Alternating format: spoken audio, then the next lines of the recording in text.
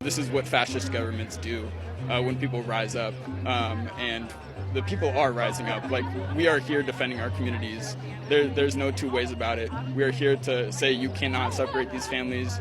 You cannot take people away. They're picking up people, vans are coming, people, and their faces are covered. They're wearing black, and they're just putting people in vans, arresting them. It's happening all over.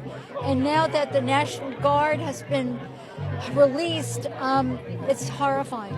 It is an embarrassment to have the National Guard deployed on domestic territory against its people. It is despicable. I'm gonna say the meanest thing I could possibly say to these Trump voters posting self-pity videos because they're suffering due to his policies. Now, I don't do personal attacks, so I'm just gonna tell you the truth, because sometimes the truth hurts. You don't get to complain. You definitely don't get to complain about the lack of leadership or ideas coming from Democrats, because we didn't do this to us. You did this to us. If you and I are driving down the interstate together and you reach over and grab the wheel and you steer us into a 200-foot deep ravine full of lava and sharks because you think big interstate is corrupt and you thought it would be funny to shake things up, when I scream at you as lava sharks eat our legs, you don't get to be mad at me for being mad at you, because it was my idea to stay on the interstate, and it was your idea that ruined everything for both of us. You don't get to ask what Democrats would do differently with the economy. You don't get to ask what Democrats are doing to help us right now. Those are 2024 questions, but we're in 2025 consequences. This era of the United States right now, this is about the president you elected, the cabinet secretaries your Senate confirmed, the cowering Republicans you elected to obey him in Congress, and all of the very real consequences resulting. We told you these things were going to happen, and we gave you lots of warnings, but you grabbed the wheel anyway. If you want to know what Democrats would do differently, look at the track record going back to the Great Depression. Economic growth, job growth, wage growth, retirement plan growth, all of these things have been better under Democratic leadership than Republican. If you like these things, you vote for Democrats, because it's what Democrats do. I don't care if you like the Democratic candidate. I don't even care if you understand how the policies work. And I'm not going to ask you if you believe me, because every chart and every graph that matters at the highest level for the middle class proves me right over the past 100 years. I'm only going to ask you that over the next year and a half, you come to grips with this fact, so you don't make the same mistake again. Hold the fuck on. I see a lot of posts asking why we aren't out there protesting. We? Who the fuck is we?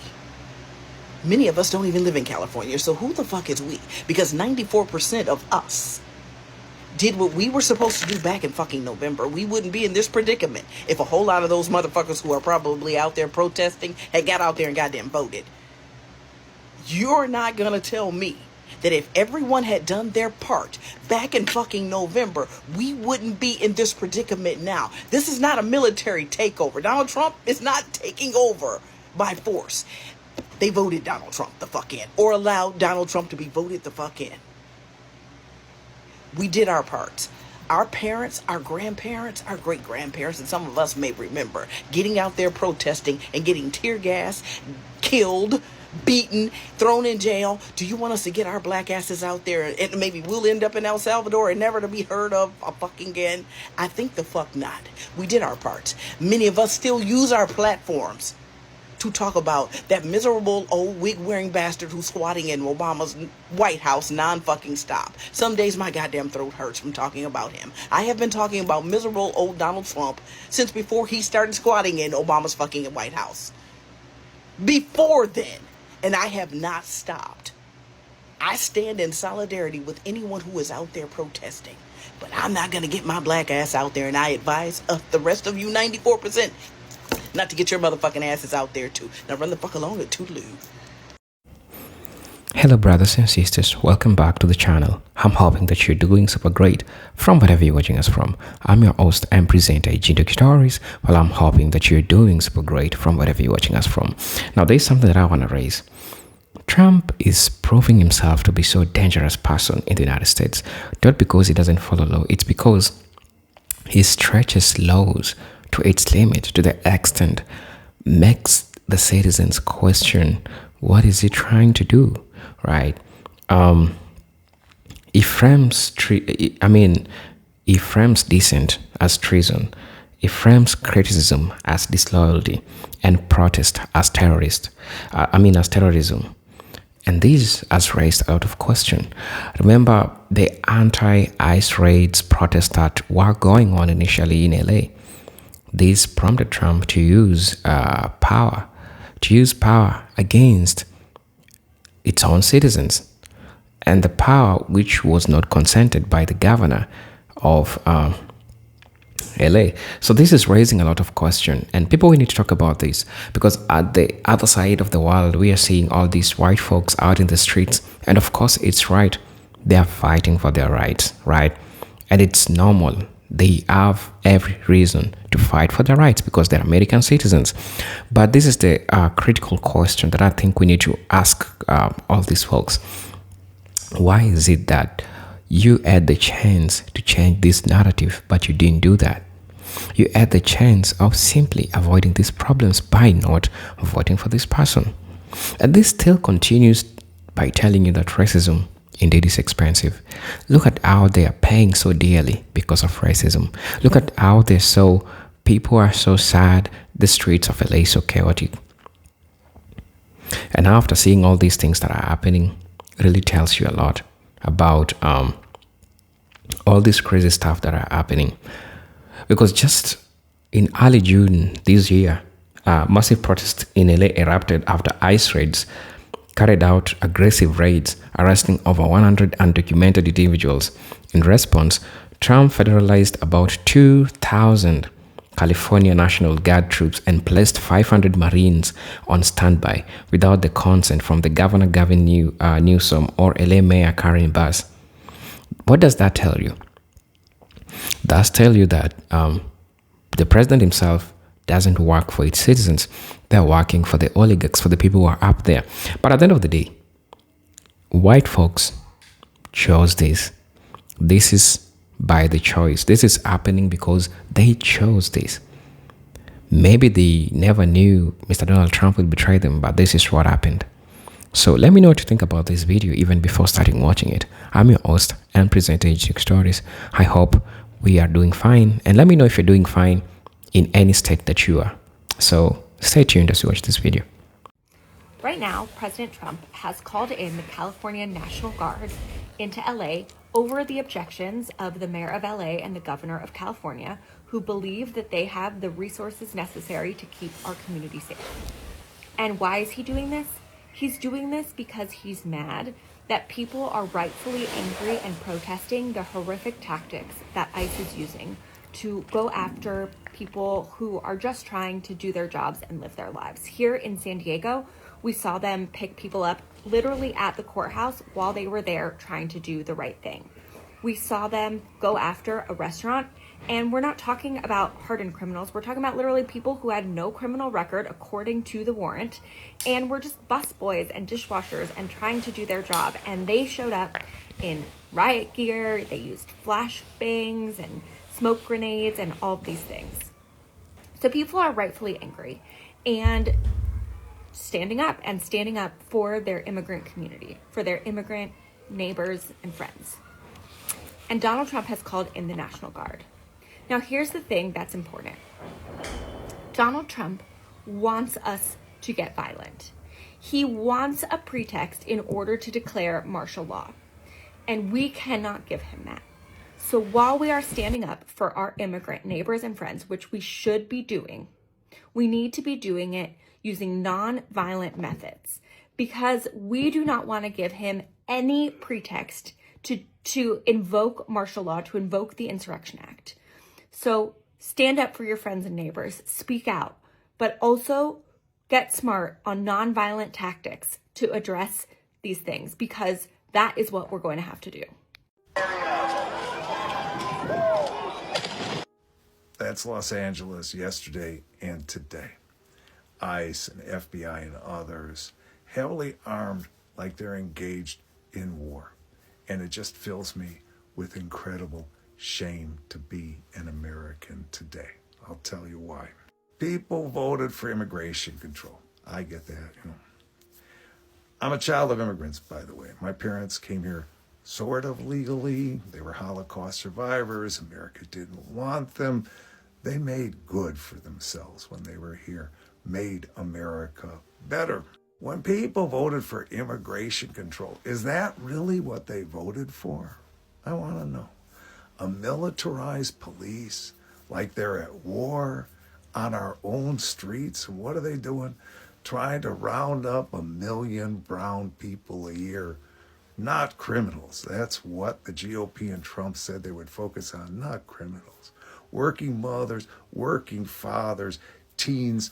People have been here for decades, paid taxes, pay into Social Security they'll never receive. Is that what you voted for? Ethnic cleansing of 1 million brown people a year? If that's what you wanted, shame on you.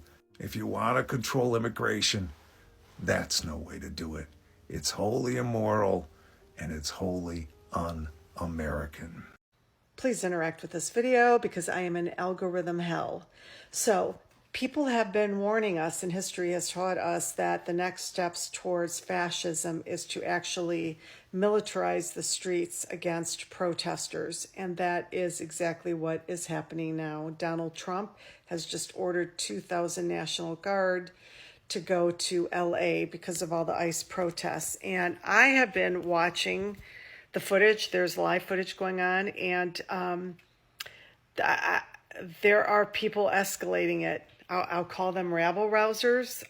They're taking it to the next level, and I am sorry, but my immediate thought is, how many of them are incels, supremacists, right-wingers, who are escalating this by pretending to be one of us, one of the protesters, just to get the militarized reaction. And I want everybody to know that in that big, beautiful budget, not only does the military get even more money, but they're allocating millions of dollars to send military-grade equipment to local law enforcement. So right now, I'm not feeling good about this at all, because this is exactly what fascists want to happen. The Project 2025 sick sycophants in the White House right now. Civil unrest in LA is insane right now. People are sick and tired, and they're finally fighting back. And to the point to where they're standing up for themselves. They're standing up for what they believe. And I, on one hand, applaud that. So bad that Trump had to send out the National Guard. Or you might not look at it as biblical, but it is nation rising against nation and kingdom against kingdom. This is fighting within the same nation. Like this in the past have led to civil war. We expect people to do when ICE is acting as bounty hunters and hunting anybody that they even think remotely looks like they are undocumented or illegal. To classrooms where kids are learning to try and pull kids out of class because you may think that they're illegal or that their parents are illegal. It's about time that somebody fought back. It's about time that we seen a protest, because this from the beginning was wrong, to a point to where you can't just walk on the street and just because somebody isn't white try to deport them back to a different country just because they look like they may be a different nationality. This needed to happen. This needed to happen to expose ICE for everything that they've been doing that is so unconstitutional. City is next at this point, because at least LA fighting back. No other city fought back. No other city. Now this might inspire other people to fight back. The 34-time convicted felon president who led an insurrection and then 4 years later pardoned 1,500 insurrectionists says he wants law and order on the streets. That's his reasoning for deploying the National Guard, for law and order, while he continuously acts extrajudiciously, constantly defying court orders. Waste, fraud, and abuse. Right here. He also said that the military is going to be everywhere. In a press conference today, everywhere. Where are the "don't tread on me" Republicans? Where are these libertarians who are so against big government? While he says that the military is going to be everywhere. We are less than a week away from his military parade. He's going to parade all of these military vehicles. He's already using military personnel against citizens. This is also adding to the expense of these deportations. These are very expensive, and it's getting more expensive. Who's paying for this? Who's paying for this? This is adding to his deficit. Waste, fraud, and abuse. The National Guard has officially been deployed to LA, not by the governor, by Trump. This is a test to see if a president can override a state, send in troops without consent, and get away with it. Governor Newsom said no. LA Mayor Karen Bass said no, but Trump said, I don't care. He's using Title 10 to federalize the Guard. And now we're watching armed military troops deployed on U.S. soil against U.S. civilians to enforce deportations, to shut down protests. This isn't about security, this is about control. And here's the scariest part. If he gets away with it in California, he'll do it in New York, Chicago, Philly, and anywhere that says no. This is how it works. It pushes past every boundary until we stop pushing back. So ask yourself, who controls your state? Your governor or your president with a grudge? But what do you think? Never forget, Trump refused to deploy the National Guard to the Capitol on January 6th to help stop an armed mob. But he did deploy the National Guard yesterday in Los Angeles upon a peaceful crowd of protesters who were simply using their constitutional rights to speak out against what ICE was doing in that city and across the country.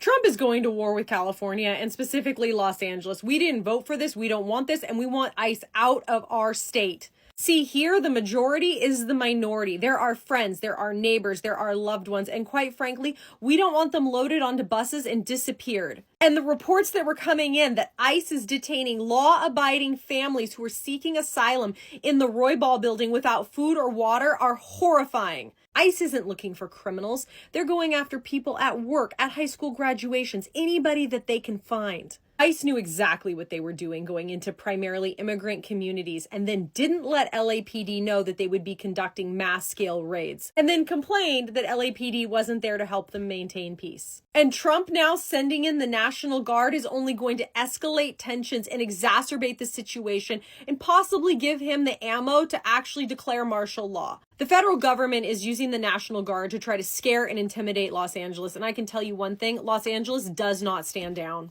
The reason it's such a big deal that Donald Trump is federalizing National Guard troops is because he's doing it without the governor's consent. Not only without his consent, but the governor does not want the National Guard deployed. The entire point of the military is to protect civilians. And the last time that a president federalized the National Guard without the governor's consent was at the end of segregation. And that was to protect the people of color, the civilians who were going into that school. Because the entire fucking point of the military is to protect civilians, not fucking dominate them. If you're an unbiased person, it is so fucking clear that this administration has been jonesing to send troops into blue fucking states. He talked about it on his campaign trail. The entire point of this move is to dominate the citizens, dominate civilians. And that is the antithesis to the fucking military. You don't dominate your own citizens. This is a test run. And how you react to it, the person on the other end of the screen, how you react to it is very much going to fucking matter what happens in the future. I just got back from DC and I went to the Holocaust Museum and I am telling you that we are on the same fucking timeline. We are on the same railroad tracks. The exact same thing that is happening now happened pre-Holocaust Germany. And how you react and what you do about it matters. There's always going to be unrest. There's always going to be protests. There's always going to be riots. And we will deal with that the right fucking way. You don't deal with it by having an administration that is just waiting to dominate fucking blue states because they are just tired of them and they fucking hate them and they have a bone to pick with them. That is not America.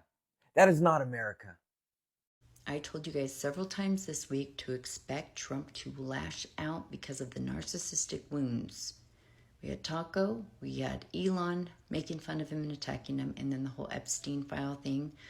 And so his Gravy Seals in LA failing epically and being embarrassed is another wound, right? And what happens with dictators that don't know or want to be dictators or that don't know what the F they're doing?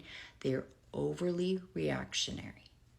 And the fact that they picked LA to pick this fight shows you they don't know what the hell they are doing. He's very limited to what he can even do with the National Guard in there. And he's acting like, oh, I've military. He doesn't know what he's even talking about. And people are scared about him declaring martial law. The president can't declare martial law. Okay, that's Congress, that's a bunch of other things, but he can't just say, I'm doing that. No, he's not doing that. And if they try and put the Marines in there, that's illegal. So he's lost 96% of his cases. Please remember that. He will continue to lose more. So far, the people of LA are standing up. I expect them to do that. I'm from that area. LA, in my view, stands for ACAB. So of all the places in this country, they picked the Lion's Den. This is completely unifying to LA. LA is very big. There's millions of people there. And to me, this is not about an insurgency, because even if that's what they thought they were going to do, and if they were dumb enough, which, they could be, they can't win. They could send tons of the military in there, tons with weapons. They will not win an insurgency in LA. Not going to happen. Not going to happen. We don't win insurgencies anyway. But even in our own area, with that many people, with that many weaponized people, and that many spaces, it's just logistically never going to happen. So Trump has really set his people up to fail because he's trying to save face, because his guys suck. Did Biden have to do this? Did Obama? Did Clinton? Did Bush? Yada, yada, yada. No one else did this, because when they were deporting people, they were trying to deport the bad guys. And when you're trying to deport the bad guys out of those kind of communities, you have relationships with the people in those communities. So even if they don't have papers, you have a relationship with them. Because when you're an enforcement agency, you need good relationships. I don't care how much tech you have, you need in-person relationships. Period. These guys have done none of that. They've just tried to bully their way in. They put on their military fatigues to try and show power and force, but they don't have any of the skills to actually pull that off.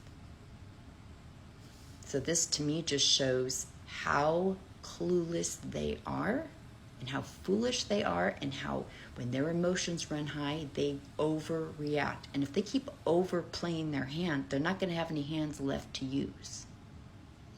We just have to show up in numbers. That's all we have to do. When they push, we push back. They push, we push back bigger. That's it. That's the name of the game. Because he doesn't know what the F he's doing. I want to ask all the Latinos that are citizens in the United States that voted for Donald Trump, after you've seen these ICE raids, after you see the way Trump and his administration are treating Latinos throughout the United States, whether you still think Trump is great and whether he's going to make America great again the way he treats Latino people. What do you think? Love to hear from everybody. Let me know. Trump said they were going after the criminals. They're not going after the criminals. They're going after the children, the high school students, anybody they can snatch up, according to Stephen Miller. So I hope my Latinos that voted for Trump, I hope you're happy with what they're doing. Love to hear from you. Love to hear from my Democrats, my MAGAs, my crazies, my cuckoos, and my burned out light bulbs too. Let me know.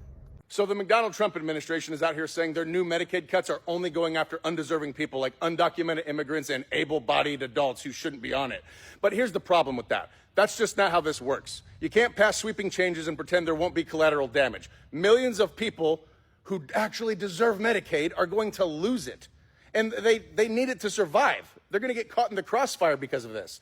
So let me break this down. First, they're adding work requirements. That sounds harmless, right? Like, yeah, you got to work to get insurance, whatever. But in the real world, that means a ton of people lose coverage, not because they're not working, but because they didn't fill out the right form, or they didn't have internet access, or they missed a deadline, or they have a disability that doesn't come with the perfect diagnosis. In Arkansas, they already tried this. Over 18,000 people lost coverage. Most of them were working. They just couldn't keep up with the red tape, guys. And then there's the tighter eligibility. You want the translation for that? They're raising the bar, and people just barely making it already are going to get kicked off. Single moms, people with part-time jobs, people in a crisis who can't prove it on paper, just gone. And let's talk about this idea that undocumented immigrants are eating up Medicaid. That's a fucking lie. Most of them already don't qualify. They're cutting things like emergency care and support for U.S. citizen kids and mixed status families. It's political theater, and it's families who pay the price. The CBO literally says 7.6 million people could lose Medicaid under this plan. You cannot lose that many people without hurting folks who desperately need it. So if the cost of cutting a few undeserving people means millions of deserving Americans, the elderly, the disabled, low-income families also lose coverage, then no, this idea isn't worth it. Come up with something better if you're so fucking smart, because if your plan punishes the very people you claim to protect, then that's not a plan. It's cruelty dressed up as reform. So the Trump administration is out here saying their new Medicaid cuts are only going after undeserving people like undocumented immigrants and able-bodied adults who shouldn't be on it. But here's the problem with that. That's just not how this works. You can't pass sweeping changes and pretend there won't be collateral damage. Millions of people who actually deserve Medicaid are going to lose it. And they need it to survive. They're going to get caught in the crossfire because of this. So let me break this down. First, they're adding work requirements. That sounds harmless, right? Like, yeah, you got to work to get insurance, whatever. But in the real world, that means a ton of people lose coverage, not because they're not working, but because they didn't fill out the right form, or they didn't have internet access, or they missed a deadline, or they have a disability that doesn't come with the perfect diagnosis. In Arkansas, they already tried this. Over 18,000 people lost coverage. Most of them were working. They just couldn't keep up with the red tape, guys. And then there's the tighter eligibility. You want the translation for that? They're raising the bar, and people just barely making it already are going to get kicked off. Single moms, people with part-time jobs, people in a crisis who can't prove it on paper, just gone. And let's talk about this idea that undocumented immigrants are eating up Medicaid. That's a fucking lie. Most of them already don't qualify. They're cutting things like emergency care and support for U.S. citizen kids and mixed status families. It's political theater, and it's families who pay the price. The CBO literally says 7.6 million people could lose Medicaid under this plan. You cannot lose that many people without hurting folks who desperately need it. So if the cost of cutting a few undeserving people means millions of deserving Americans, the elderly, the disabled, low-income families also lose coverage, then no, this idea isn't worth it. Come up with something better if you're so fucking smart, because if your plan punishes the very people you claim to protect, then that's not a plan. It's cruelty dressed up as reform. I will not be going out there and protesting. I will not be putting my body on the line. I will be doing what I can in other ways, but as a Black woman, after those election results, and also after a lot of the racism I've experienced from the community that is currently being targeted, I am not going to go outside and put my body and my safety on the line. That being said, I'm not saying people should not go out and protest. If it's in your spirit to go out there and help in that way, definitely do that. But I am not going to do that for someone who would not piss on me if I was on fire, if the roles were reversed. Because, like, let's be serious. We all saw the results. I mean, I know my husband's going to go out there. He's white, so he's going to go out there and do what he can do. But I'm not doing it. I'm not doing it. And I don't think anyone should feel pressure to do it.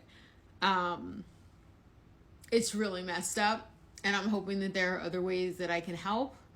But like, this is not it. This is not my call to action. Answer the phone. It's an emergency. Pick up the phone, baby. It's time for all the things you need to know about, but you haven't heard about.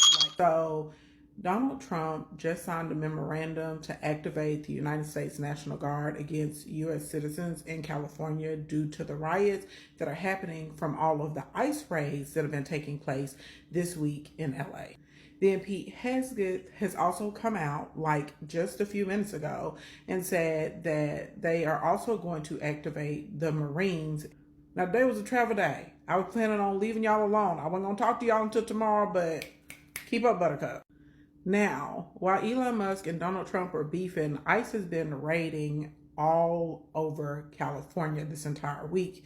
It started off a little bit more quietly. The mayor, the governor, the police chiefs have come forward and said they had no idea that ICE was going to be there. And ICE has launched these military-style attacks on U.S. citizens, also on immigrants that actually had legal status or still do have legal status here to be in the United States.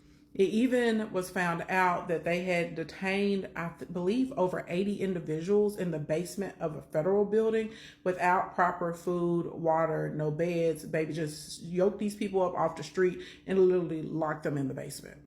But the people in LA are standing up and they are fighting the ICE agents back. Oh, and the ICE agents have been using chemical agents on the people as well. Now, while all of this is going on, you also have Donald Trump out here calling Elon Musk a big drug addict. And it has also been revealed that Starlink was installed in the White House, even though they know that there are security issues with Starlink and that it easily can be hacked and accessed by our foreign adversaries in Russia.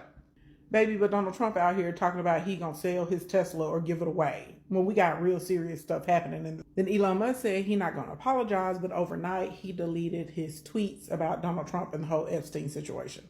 But we all know the internet is forever, so it really doesn't matter that he deleted them. And then like yesterday, the president of the largest union in California, he was arrested, injured, and detained by ICE. But y'all know, I told y'all, they don't want any proof. They don't want any documentation, and they're heavily trying to suppress people that are telling the truth. Which is why, while you're watching this, you need to make sure that you are sharing this. You need to make sure that you are downloading it. You need to make sure that you're commenting, because that's the only way the information is going to get out. Y'all know they already banned me on TikTok for reporting the news. The chief of the National Criminal Division, he resigned because he said all this stuff that's going on with Kilmar Abrega is political. And while all of this was going on and Elon and Trump were beefing on Twitter, the Supreme Court gave Doge expanded access to the Social Security Administration. Then Donald Trump publicly threatened Elon Musk and told him that if he moves forward with his plans to support Democratic lawmakers, that Elon Musk is going to face consequences. And finally, the founders of Latinas for Trump, I believe her name is Ileana Garcia, she finally came out and said something. She's like, I've always supported President Trump, but what's going on right now with the immigration and ICE is inhumane. Baby, we've been trying to tell y'all, okay? Keep in mind that this woman is a senator in Florida. We have to start showing up during the midterms and voting these MFers up out of these seats. And y'all remember last week, I told y'all that the rumor mill was saying that Elon Musk and Scott Bassett had gotten into a fight. Well, turns out it's true. But who y'all be saying be out here lying? It ain't me.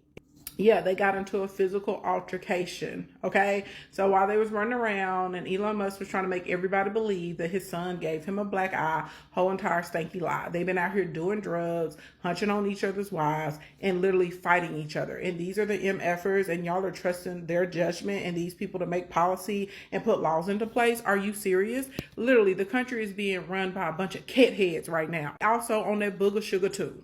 But don't forget right now that Donald Trump and Pete Hegseth have literally sicked the military on American citizens, on top of them putting ICE out here on the people, and they've been raiding. And if you go on TikTok, I've been seeing videos for the last 2 days live as the raids are happening, so you can go and watch everything that you're not going to be able to see on the news.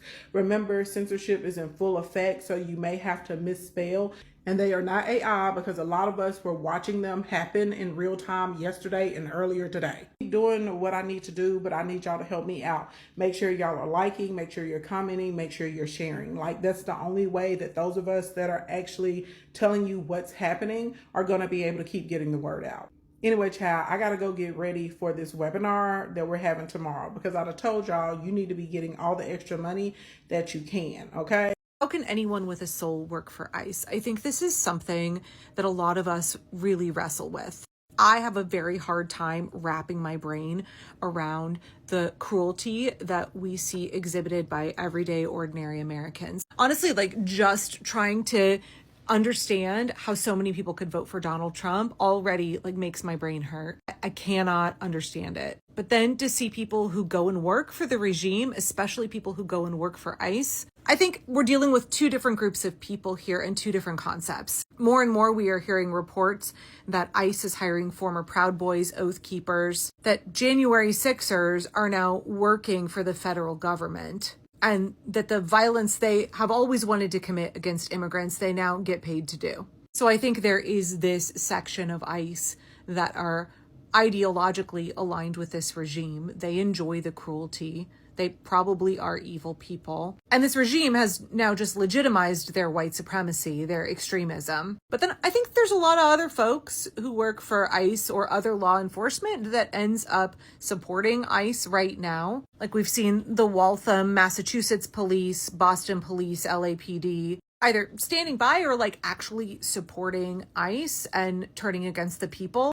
I think we really cannot discount the concept of the banality of evil. I know I keep talking about it, but I think it's really important for all of us to wrestle with. And it's not just exclusive to ICE, it's anybody who works for the regime and is willing to carry out the evil plans of Donald Trump and Project 2025. The folks who are signing off on things, the lawyers, the pencil pushers. I think there are lots of folks who will definitely have to face accountability for what they're doing now, because I was just following orders is never a legitimate excuse. But I don't think that they're actively evil people, and I think it is wrong of us to dehumanize them and think they must be evil monsters, all of them. The banality of evil is where regular, ordinary, everyday people participate in and facilitate truly evil, cruel acts without necessarily being particularly malicious or evil themselves. Like, these are not people who hate all brown people. These are not people who necessarily have some kind of white supremacist agenda and tons of anger and hatred in their hearts toward vulnerable groups. These are regular people who are capable of doing this kind of stuff.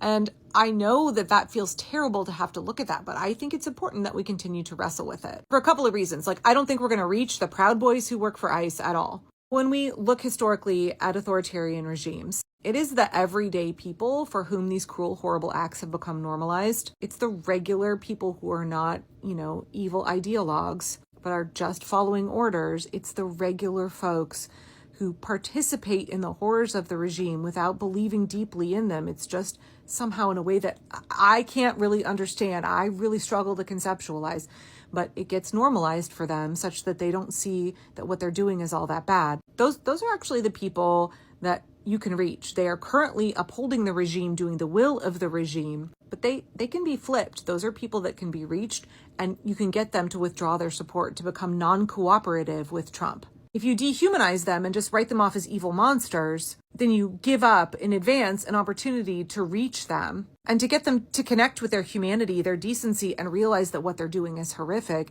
and to draw away from the Trump regime, to remove their support. Maybe I should go into this in another video because it's a lot more complicated than that. But in Serbia, with the regime of Slobodan Milosevic, one of the interesting tactics that we saw the pro-democracy movement use was that they talked to law enforcement. Instead of saying they're all pigs or they're all monsters, they said, what you're doing is wrong and evil, and we know that you aren't bad people, and when you're ready to turn on Milosevic, there's a place for you with us. That does not feel good. I think to a lot of people on the left, to look at that as a possible tactic to aid the resistance.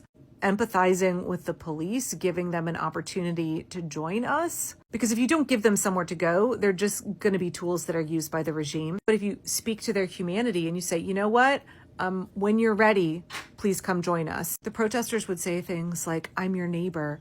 I could be your son. I could be your brother-in-law. I could be somebody that you go to church with. Like, I'm a regular everyday person, and like, please see my humanity. I don't believe that you are a lost cause. You are not my enemy. It's the state that is the enemy of all of us. It's the state that's making you do these things. It's the state that says you won't have a job, you won't be able to put a roof over your head, you won't be able to feed your family unless you cooperate in carrying out the orders of Milosevic. But I know that you're not truly a bad person. You've done things to help this regime, but you can stop at any time and come and join us. And together we can all stop this. That's what pro-democracy demonstrators were doing in Serbia. And if you don't know the history of what happened, ultimately at the end, the way that Milosevic fell was that there was an election and he tried to claim it was rigged, and the pro-democracy movement, mostly run by like young college students, they had evidence and proof that Milosevic was trying to claim the election went his way when actually the voter data said he had obviously lost. And so there were massive protests that showed up in the streets, and the cops were ordered to fire on the people. But instead, there had been this consistent reaching out from the protesters of like, connect with us. We don't hate you. We know that you don't want to do these bad things. Find your humanity. Find your compassion. Come stand on the right side of history. And what we saw was that the armed forces, they looked out into the crowd and said, that could be my son. I think I do see my neighbor there. I'm not going to fire into the crowd. These are our friends and family, our neighbors. And they actually put their weapons down and stood aside and let the protesters basically storm Milosevic's palace and drive him off. So I don't know, it makes me very uncomfortable to think about a potential alliance between law enforcement and pro-democracy resistors, between everyday people and the cops. I would never personally have thought of that as a tactic. But in Serbia, they did, and it was extremely effective, and it made all of the difference in the end. To reach out to the regular foot soldiers who were doing the will of the regime and tell them for months and months, you're not our enemy. I see your humanity. You have a chance to do the right thing. Come and join us. So I just want to caution folks, when you see people who work for ICE, when you see people who work for this regime in any capacity, when you see law enforcement, to not immediately say these are soulless monsters. Understand what the banality of evil does to people. What does that mean for us? What does that mean for effective resistance? Is there a way to reach these people to get them to withdraw their support from Trump? Because if the cops don't support him, if the military doesn't support him, if people start defecting from ICE, it makes all of the difference. We have major breaking news. It looks like 500 active duty Marines are prepared to deploy to Los Angeles, an escalation to what has already happened there on the ground. This, of course, comes after Gavin Newsom said that he has formally requested the Trump administration to rescind their deployment of the National Guard from Los Angeles. You see, there's a few things about this. First and foremost, Donald Trump is going to have an extremely difficult time trying to get around the Posse Comitatus Act, which basically bars the military from doing domestic police force activities. Secondly, we see that Stephen Miller has actually predicted that this was exactly what was going to happen. You see, they are trying to find every reason that they can to deputize the National Guard. You see, this was the plan last year when Stephen Miller was at CPAC. He stated that they needed to seal the border, deport all the illegals, establish large-scale staging grounds for removal flights, and guess what? Deputize the National Guard. This is exactly what they wanted. This is not some kind of escalation that just happened out of nowhere. This is part of a bigger plan. Why does ICE show up like they're going to Afghanistan when they're actually raiding family homes? That's because this ICE gear wasn't designed for cities or suburbs. It was actually modeled after military equipment used in Afghanistan and Iraq post 9/11. Same plate carriers, same ballistic helmets, same boots, and same uniforms. Sometimes from the exact companies that supply the US military. This gear was built for war zone, but ICE uses it to raid immigrant families, often with no criminal record, just immigration status issues. Some gear even comes straight from the US military through a program called 1033. It's surplus military gear being used against immigrant families. This isn't about uniforms. It's about sending a message and instilling fear. Showing up like this, kicking down doors, attacking peaceful protesters is sending the message that you're the enemy. But these are families, not terrorists. This gear was made for soldiers in war, and it's now being used for intimidation. As protesters have shown us in the past 2 days, fear and intimidation tactics aren't going to work. Hello guys, welcome back to the channel. I'm hoping that you're doing great from wherever you're watching us from. Trump is really militarizing the civil society, making people look like terrorists, treating citizens like they are not United States citizens. Trump's action really underscores a disturbing trend towards militarizing domestic policy. The use of federal troops in response to ICE-related protests, not a foreign invasion, not terrorism, but civil unrest driven by immigration raids, sends a chilling message. This is not merely a question of restoring law and order. As he said, it signals the normalization of using combat-ready forces to quell political oppositions. Such measures alienate communities, escalate tensions, and erode public trust. When military forces becomes the default response to public outcry, democracy retreats and authoritarianism gains ground. That's really what happened in this case. This also reflects a pattern of authoritarian government. This is simply authoritarian based on the things that we have been seeing, those mass deportations, American citizens crying for the living standards, but nobody's sharing them, high taxes, all those tariffs. These are all symbolism. This all alludes to the fact that the American empire is falling. But at the end of the day, this is not happening. This is not the hand of any outside power. It is by America itself. America is falling by its own hands. And this all shows how all these they use the authoritarian power. The normal citizen got nothing to say about this.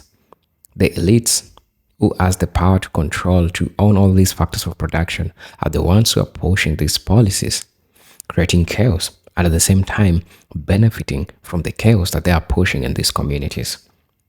Now, Trump's deployment of troops to Los Angeles is not an isolated incident, but a part of the broader pattern. You need to understand this. Throughout Trump's political career, Trump has demonstrated an affinity for strongman tactics, vilifying the press, attacking judges, threatening political opponents, and praising authoritarian leaders like Putin and Orban. His disdain for checks and balances, combined with willingness to override constitutional norms, paints a dangerous picture of a man more interested in control than governance. His use of executive authority to pursue personal and ideological goals, often in contradiction to public will or legal precedent, poses a systemic risk to the democratic framework of the United States. This all shows you what you need to know about Mr. Donald Trump himself. Also, talk about weaponizing race and division. One cannot analyze Trump's action without addressing this manipulation of racial fear. His policies, especially concerning immigration, policing, and protest, have consistently framed blacks and brown communities as threats. The National Guard deployment came amid protests following ash ice raids, reflecting not a desire for public safety but a strategy of ethnic intimidation. His repeated targeting of non-white groups, from labeling immigrants as rapists to calling majority black cities as rat-infested, reveals a true racial agenda to consolidate political power by dividing the country along racial lines. Trump's rhetoric fuels white grievance and racial resentment, creating an us versus them climate that is both toxic and political expedient. Yeah, I mean, this is all happening, right? As I was planning in the introductory part of the video, Trump is really a dangerous person, especially when he talked to about Americans. Why Trump is dangerous to Americans? Trump is dangerous not because he operates outside the law, but because he stretches the law to its limits and redefines the norms of political behavior. By framing dissent as treason, criticism as disloyalty, and protest as terrorism, he reorients civic discourse around submission rather than participation. His actions undermine democratic institutions, delegitimizing electoral outcomes, and blur the lines between fact and propaganda. Its leadership normalizes autocratic behavior in a country built on liberal democratic ideals. This danger isn't theoretical. It is unfolding in real time with real consequences for civil liberties and social fabric. Also, there is a consequences for white Americans who voted for Trump. This is something that happened. You get to understand that how really racism is expensive. Many white Americans supported Trump out of fear of demographic change, fear of declining cultural dominance, and fear of economic displacement. Trump capitalized on this anxiety, promising to make America great again by restoring a nostalgic vision rooted in white supremacy and patriarchal control. However, the cost of this support is becoming clearer. The social institutions that have protected all Americans, such as the rule of law, freedom of press, and democratic norms, are now being eroded. The very fabric of American stability, from public safety to constitutional order, is unraveling under the strain of his governance. For working class white Americans, especially, the promise of economic revival has been a mirage. Instead, they have been left with political chaos, social polarization, and increased precarity. Also, I'd like to talk about a misguided alliance: whiteness over class. Trump's base include many white Americans who are themselves economically marginalized. Yet, rather than uniting with other oppressed groups to demand structural change, many were swayed by racial appeals. This reveals a tragic irony in choosing whiteness over class solidarity. Many white Americans voted against their own material interest instead of better wages, universal healthcare, or housing reforms. They received tax cuts for the wealthy, deregulated markets, and divisive politics. The illusion of shared racial power with the elite has, in many cases, only served to entrench their own economic vulnerability. Also, the repercussions is this also causes social chaos and erosion of trust. Deployments like the one in LA further deepens distrust in government institutions. When the federal government uses military power against citizens instead of engaging them democratically, it fuels a cycle of rebellion and repression. This chaos affects all Americans: white, black, immigrants, poor. It creates a climate where everyone feels unsafe and unheard. For white Americans who believed Trump would restore order, the reality has been stark. Rising violence, growing inequality, and a nation more fragmented than ever. Their vote has helped usher in the era of political instability that now threatens their children's future just as much as anyone else. Also, we have historical echoes. Talk about Nixon to now. Trump's strategies echoes Nixon law and order campaign, but with less subtlety and far more aggression. Nixon used dog whistle. Trump uses bullhorns. Both weaponized white fear and social unrest to consolidate power. But Trump's overt and direct use of federal troops for political theater marks a new escalation. Historians will likely see his presidency as a pivotal moment when American democracy was tested not by foreign invaders but its own elected leaders. The lesson is unchecked power when fused with racialized politics can corrode even the strongest of democracies. I'm your host and presenter, Eugene Duke Stories. Really let me know what you think about this video. For those watching us for the first time, I'll most definitely ask you to subscribe to the channel, join our membership, and really get to what can offer you. I'm believing and hoping that wherever you are doing safe. All black folks watching the video, all my fans, I'm hoping that you are all safe from wherever you're watching me from. But until then, I'm hoping and believing that I'm gonna be seeing you on my next video. Peace, love, and harmony.